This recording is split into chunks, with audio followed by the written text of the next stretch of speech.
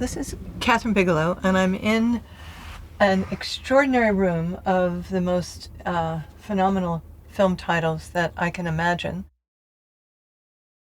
I think I'll start with Detour, which is probably a fairly lesser-known title, done in 1945, and I know they spent only $60,000 on it, and I do bring this movie up a lot when people complain about their budgets, and I say, well, you can do a movie for $60,000. And it's fabulous, very noir, very dark, very sordid. I mean, when you want the car to go in two different directions, you just flip the negative. So there's an answer to everything. Looking for Battle of Algiers. Okay, probably my favorite movie of all time. It's incredible how the story is told, how it's shot. The sort of tension, the metronome of tension in this is almost insufferable, but I say that as a compliment.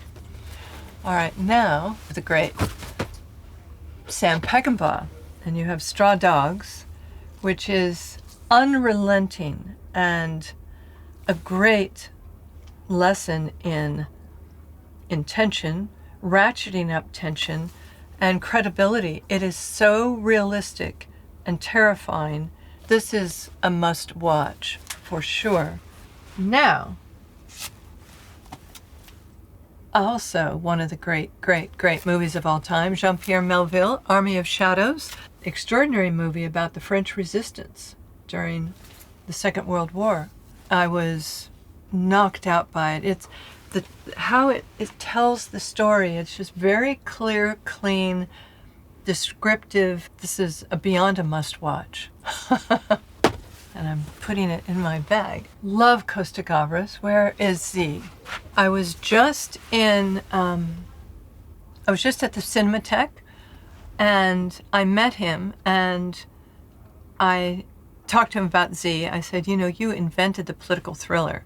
And he was very touched that we were talking about that and his contribution to the film, the history of film, which is like none other.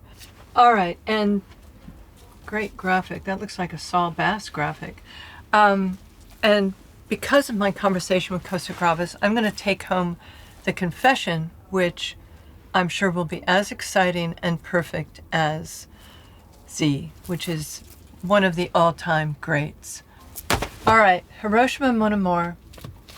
When I was at film school, we must have looked at this many, many times. It's a very meditative movie about the Second World War and post-war Hiroshima, which of course was an inconceivable experience. It's really amazing. And then, okay, there's Notorious. My teacher at film school, one of them was Andrew Sarris, one of the great critics of all time. And we spent 6 months on this movie.